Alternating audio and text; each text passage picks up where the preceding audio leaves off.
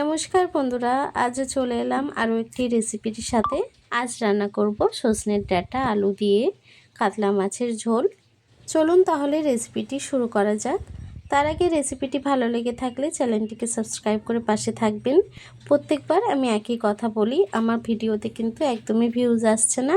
আপনারা সাপোর্ট না করলে কিন্তু এগোনো একদমই সম্ভব নয়। চলুন তাহলে রেসিপিটি শুরু করা যাক। রান্নাটি করার জন্য প্রথমে একটি কড়াই বসিয়ে নিয়েছি। কড়াইটি গরম হয়ে গেছে, দিয়ে দেবো কিছুটা তেল। তেলটি গরম হয়ে গেছে, আমি মাছগুলি আগে ভেজে নেব। মাছে আগে থেকে নুন হলুদ মাখিয়ে রেখেছিলাম।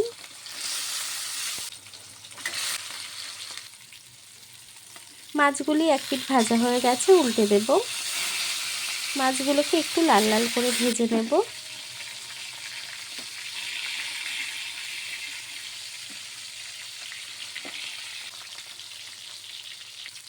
দেখুন মাছগুলি ভাজা হয়ে গেছে, এখন নামিয়ে নেব।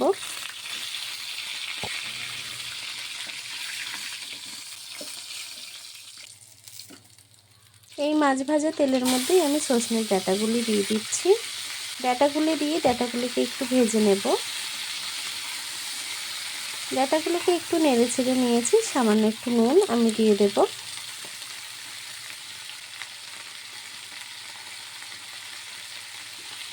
নুনটিকে দিয়ে আবারও একটু নেড়ে ছেড়ে আমি কিছুক্ষণ রান্না করে নেব। সজনের ডাঁটাটিকে খুব ভালোভাবে একটু নেড়ে ছেড়ে নিয়েছি, এখন তুলে নেব।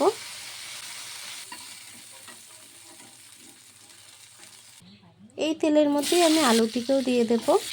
আলুটিকে দিয়ে সামান্য একটু নুন, একটু হলুদ গুঁড়ো দিয়ে দেব। নুন হলুদটিকে দিয়ে আমি আলুটিকে একটু ভেজে নেব।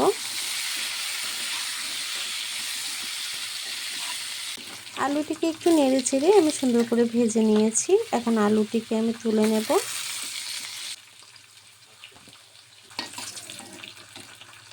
এই তেলের মধ্যে দিয়ে দেবো একটু কালো জিরে ফোড়ন। ফোড়নটিকে একটু নেড়ে চেড়ে আমি মশলাটি দিয়ে দেব। মশলার মধ্যে আমি আদা, সর্ষে, কাঁচা লঙ্কা আর একটি পেঁয়াজ দিয়ে বেটে নিয়েছি। সেটিকে দিয়ে আবার একটু নেড়ে চেড়ে আমি মশলার বাটিটি ধুয়ে কিছুটা জল দিয়ে দেব। কিছুটা মশলার বাটিতে ছিল, সেটিকে ধুয়ে দিয়ে দিলাম। মশলাটিকে ভালোভাবে আমি কষিয়ে কিছুক্ষণ রান্না করে নিয়েছি। খুব বেশি সময় নাড়াচাড়া যাবে না, তিতো হয়ে যাবে যেহেতু সর্ষে দিয়েছি। এটির মধ্যেও দিয়ে দেবো হলুদ গুঁড়ো, দিয়ে দেবো স্বাদ মতো নুন, দেব সামান্য একটু লঙ্কার গুঁড়ো। আমি মশলার মধ্যেও কিন্তু কিছুটা কাঁচা লঙ্কা দিয়েছিলাম। ঝাল যতটা পছন্দ করেন সে অনুযায়ী অ্যাড করবেন। মশলাটিকে নেড়ে ছেড়ে কিছুক্ষণ কষিয়ে রান্না করে নিয়েছি। আমি কিন্তু আর কোনো কিছু অ্যাড করিনি এটির মধ্যে। এখন ভেজে রাখা আলু ডাঁটাটি দিয়ে দেব। আলু ডাঁটাটিকে দিয়ে আবারও কষিয়ে আমি কিছুক্ষণ রান্না করে নেব।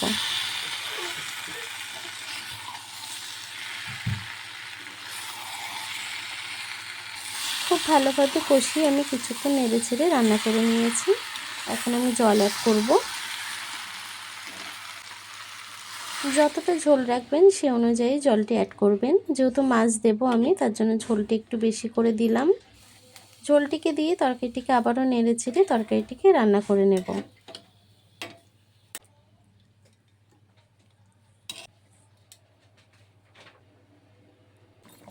দেখুন তরকারির ঝোলটি কিন্তু ফুটে গেছে। আমি তরকারিটিকে আবারও একটু নেড়ে ছেড়ে দেব। নেড়ে ছেড়ে দিয়ে আমি ভেজে রাখা মাছগুলি দিয়ে দেব।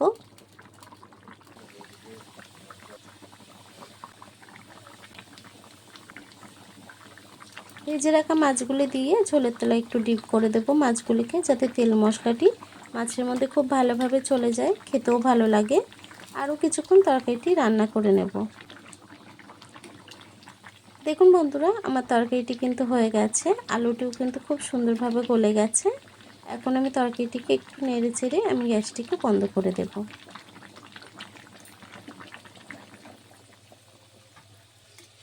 তরকারিটিকে এখন নামিয়ে নেব।